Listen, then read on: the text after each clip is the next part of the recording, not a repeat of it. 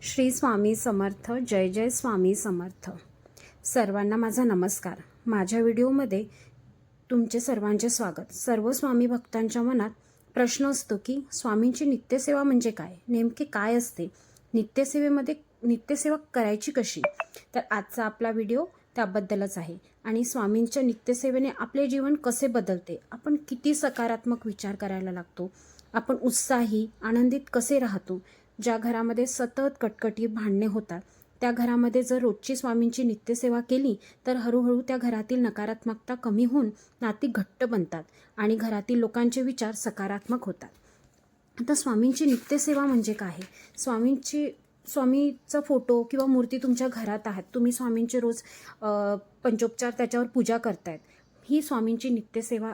ही तर स्वामींची नित्यसेवा आहेच. म्हणजे तुम्ही स्वामींची षोडोपचारिक पूजा करतात, पण स्वामींच्या नित्यसेवेमध्ये तुम्हाला आणखीन काही गोष्टी असतात ज्या कराव्या लागतात. स्वामींची नित्यसेवा म्हणजे स्वामींचे जे स्वामी चरित्र सारामृत आहे त्याचे क्रमशः 3 अध्याय तुम्ही रोज पठण करावे न चुकता.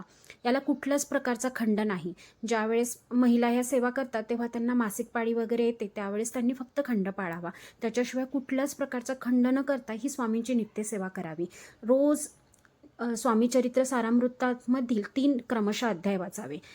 रोज 11 माळी जप करावा आणि 11 वेळा तारक मंत्र म्हणावा. ह्या 3 सेवा नित्य करणे म्हणजे स्वामींची नित्यसेवा आहे.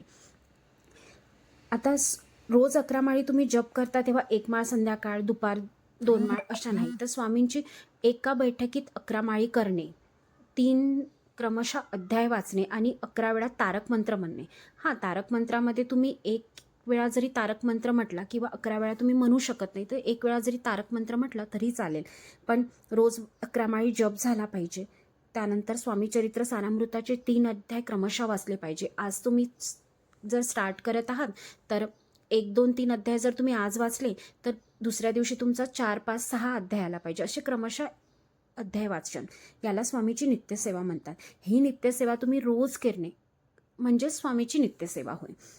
आता ह्या सेवेला किती वेळ लागतो, तर सेवेला अगदी 40 मिनटं 45 मिनटात तुमची ही सेवा होऊन जाते. आणि जेव्हा तुम्ही ही नित्यसेवा दररोज करता तर अर्ध्या तासात तुमची ही सेवा आरामात होऊन जाईल. कारण तुम्ही स्वामी चरित्र सारामृताचा जर ग्रंथ बघितला तर त्याचे अध्याय हे अगदी 1-1, 1.5 पेजेसचे आहे. आणि ते वाचायला 3 अध्याय वाचायला 5 मिनटंसुद्धा लागत नाही. फक्त आपल्याला 11 माळी जप करायला प्रॉपर आपण 11 माळी जप करणे म्हणजे श्री स्वामी समर्थ, श्री स्वामी समर्थ असा, त्याच्यासाठी 22 मिनटे ते 25 मिनटं तुम्हाला लागतील. आणि तारक मंत्र पण 10 मिनटात होऊन जाईल. असं तुम्हाला 30 ते 35 किंवा 40 मिनटात ही सेवा तुमची होईल.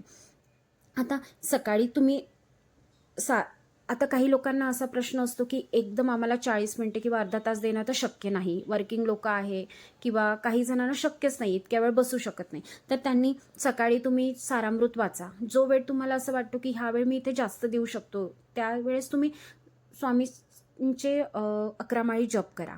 त्यानंतर जेव्हा वेळ मिळेल मध्ये तेव्हा सारामृत वाचा.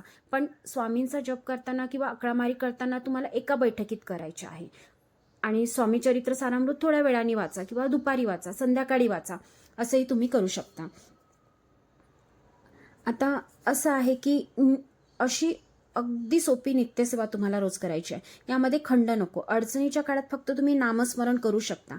आता सुरू केल्यानंतर काही दिवसातच तुम्हाला म्हणजे तुमचे इतके ज्याही प्रश्न आहे, जेही तुमचं नकारात्मकता आहे तुमच्या जीवनामध्ये, ज्या काही गोष्टी असतात, म्हणजे आपण खूप नकारात्मक होतो कधी कधी, आपल्याला कुठल्याच गोष्टीत उत्साह राहत नाही, काहीच करावं असं वाटत नाही, कुठल्याही म्हणजे 5 मिनिटातच आपण एकदम सकारात्मक असतो तर 5 मिनिटात त्याच गोष्टीचं आपल्याला कंटाळवाणं वाटू लागतं, आपल्याला असं वाटतं आपल्या जीवनात काही रसच नाही राहिला. असं खूप वेळा होते आणि मला वाटतं ही गोष्ट प्रत्येकासोबत होते.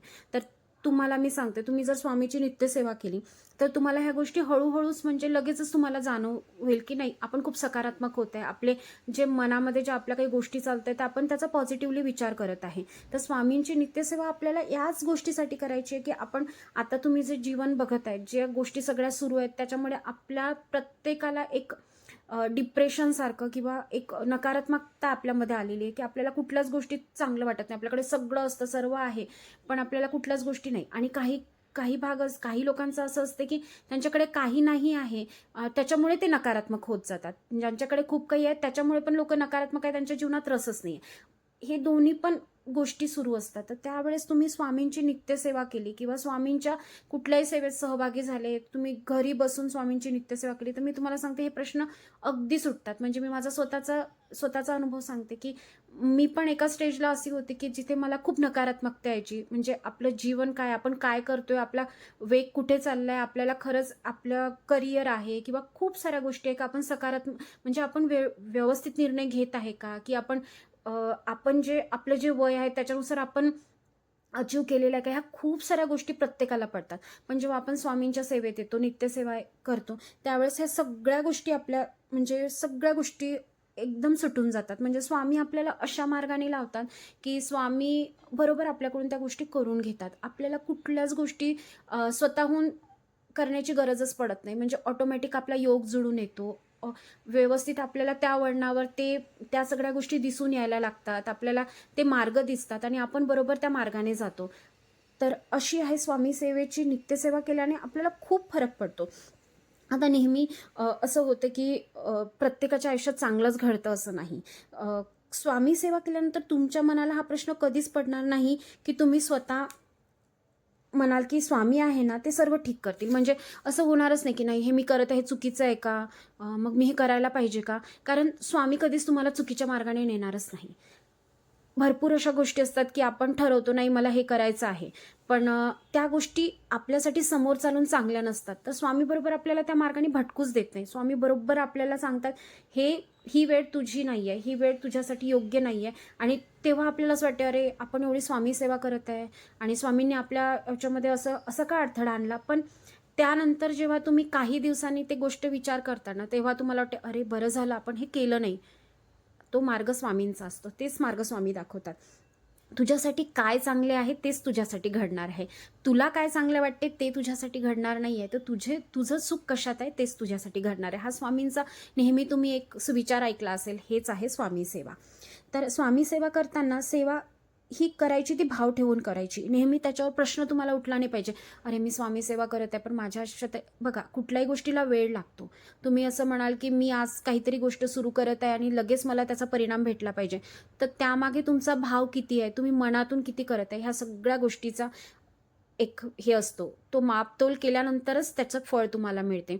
आता माझी जर गोष्ट तुम्हाला सांगितली तर मी स्वामी सेवा म्हणजे माझ्या घरची काही अशी घरचे लोक करत होते किंवा मला त्याच्यातून माहिती पडलं असं नाही.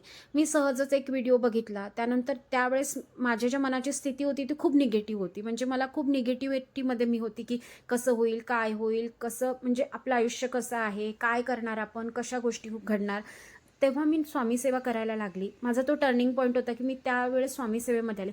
पण माझं एकच होतं की मी स्वामी सेवा स्वामींना काही मागून केली नाही. मला एवढंच वाटत होतं की माझा त्यांच्यावर भाव आहे, मी त्यांची स्वामी सेवा करणार आहे, बाकी ते सगळं बघून घेतील त्यांना काय करायचं आहे ते. तुम्हाला खरंच सांगते एका वर्षात म्हणजे माझ्या आयुष्यात एका वर्षात इतक्या काही गोष्टी घडून आल्या की ज्याची मी अपेक्षा पण केली नव्हती आणि त्या स्वामींनी माझ्या ह्याच्यात घडून आणल्या. आणि आता मी स्वतः इतकी सकारात्मक आहे त्या गोष्टीबद्दल. म्हणजे प्रत्येक गोष्टीबद्दल मला जर असं काही वाटलं की अरे आता कसं होणार, तर मी म्हणते स्वामी आहेत ना, स्वामी सगळं व्यवस्थित करतील. आणि मला जर कुठला प्रश्नही पडला ना तर मी कोणाकडे बोलत नाही किंवा कोणासोबत डिस्कस करत नाही. मी स्वामींच्या केंद्रात जाते किंवा माझ्या घरचे स्वामी आहेत माझ्या याच्यामध्ये देवघरामध्ये त्यांच्याजवळ बसते आणि त्यांना माझा प्रश्न सांगते की स्वामी कसं होणार, काय होणार, मी याच्यातून कशी बाहेर पडू, कसं म्हणजे मी काय करू.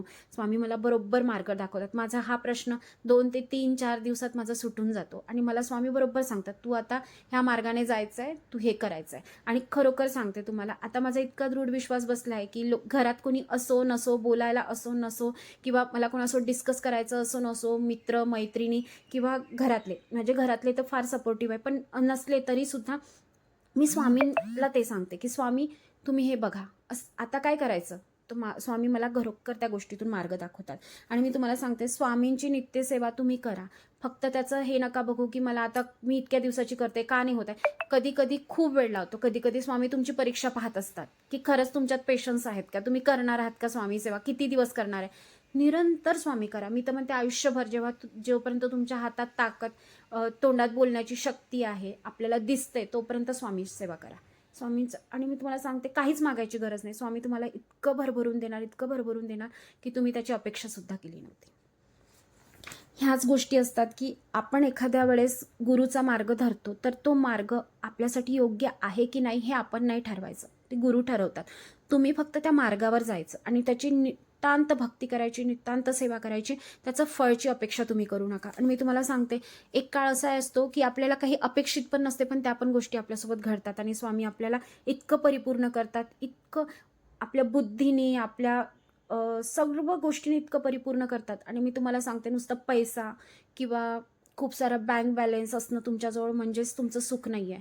तुम्ही आरोग्याने पण सुखी राहिले पाहिजे. तुम्ही बुद्धीने, आताच्या काळात तर बुद्धीने तुम्ही सुखी असणं फार महत्त्वाचं आहे. तुमची बुद्धी किती स्ट्रॉंग आहे, तुम्ही किती सकारात्मक विचार करताय, हे जास्त गोष्टी खूप महत्त्वाच्या आहे. त्याच्यामुळे स्वामी सेवा करताना फक्त पैसा किंवा ह्या गोष्टी नाही मागायच्या, तर स्वामींना मागायचं की स्वामी, तुम्हाला जे योग्य वाटते ते माझ्यासाठी करा. आणि नक्कीच स्वामी हे करतात. श्री स्वामी समर्थ. जय जय स्वामी समर्थ.